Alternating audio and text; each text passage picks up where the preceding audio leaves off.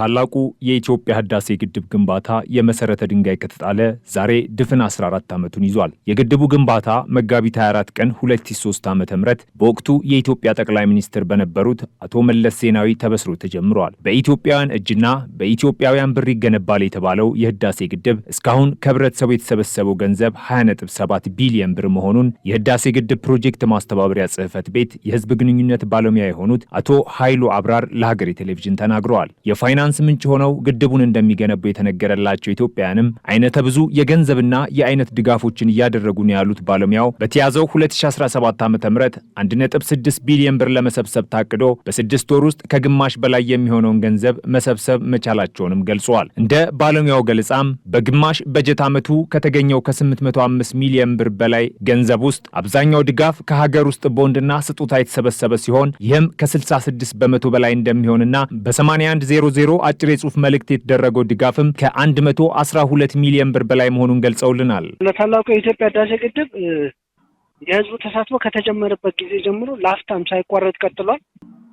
አሁንም ቀጥሎ ነው ያለው። በዘንድሮ ዓመትም ራሱ እስከ የካቲት 30 ባለው እንኳን አጠቃላይ ከህብረተሰቡ 805 ሚሊዮን 804 ሺህ ብር በላይ ተሰብስቧል ለግድቡ በዚህ ዓመት ማለት ነው። አጠቃላይ ደግሞ እስከዛሬ የተሰበሰበው 20 ቢሊዮን 722 ሚሊዮን ብር በላይ ደርሷል።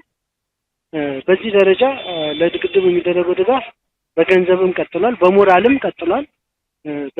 የተለያዩ አካላት ከዚህ በፊት በተደጋጋሚ ሲገዙ የነበሩ ሞዴል ያልናቸው ሰዎች አሁንም እየገዙ ነው ያሉት። ግድቡ እስካሁን ከተሰበሰበው ከ20.7 ቢሊዮን ብር ውስጥ 18 ቢሊዮን ብሩ የተሰበሰበው ከሀገር ውስጥ ቦንድ ግዢና ስጦታ ሲሆን የተቀረው 2.5 ቢሊዮን ብር ደግሞ ከዲያስፖራው ማህበረሰብ እንዲሁም የተለያዩ አማራጮች የተሰበሰበ መሆኑን ከጽህፈት ቤት ያገኘነው መረጃ ያሳያል። ከሐምሌ 1 2016 ዓ.ም እስከ የካቲት 30 2027 ዓ.ም ለግድቡ የተሰበሰበው የገንዘብ መጠን በታቀደው ልክ መሆኑንም ነግረውናል። በተለያዩ የሀገሪቱ አካባቢዎች የህዳሴ ዋንጫዎችን በማዘዋወር ገቢ ማሰባሰብ ስራ እየተሰራ መሆኑን ባለሙያው ጨምሮ አንስተዋል።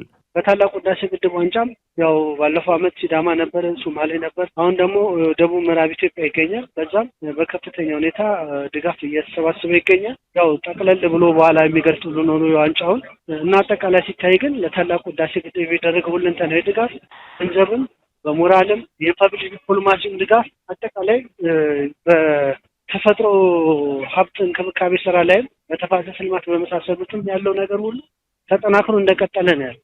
ባለፉት 14 ዓመታት 20 ቢሊዮን 722 ሚሊዮን ብር በላይ ነው የተሰበሰበው። ይሄ ደግሞ ከህዝብ የተሰበሰበ ነው። በአብዛኛው ደግሞ በኑሮ ደረጃው ዝቅ ያለው የህብረተሰብ ክፍል ነው በብዛት በግንባር ቀደምትነት እየሰጠ ያለው። ታላቁ የኢትዮጵያ ህዳሴ ግድብ ከዛሬ 14 ዓመት በፊት ግንባታው ሲጀመር ከ80 ቢሊዮን ብር በላይ እንደሚጠይቅና በ5 ዓመታት ግንባታው ተጠናቆ በሙሉ አቅሙ አገልግሎት መስጠት እንደሚጀምር ተገልጾ ነበር። ጠቅላይ ሚኒስትር አብይ አህመድ በቅርቡ ፓርላማ ላይ ባደረጉት ንግግር የግድቡ ግንባታ በ6 ወራት ጊዜ ውስጥ ተጠናቆ እንደሚመረቅ ተናግረዋል። ይኸው ግድብ በአሁኑ ወቅት 74 ቢሊዮን ሜትሪክ ኪዩብ ውሃ መያዙም ተገልጿል።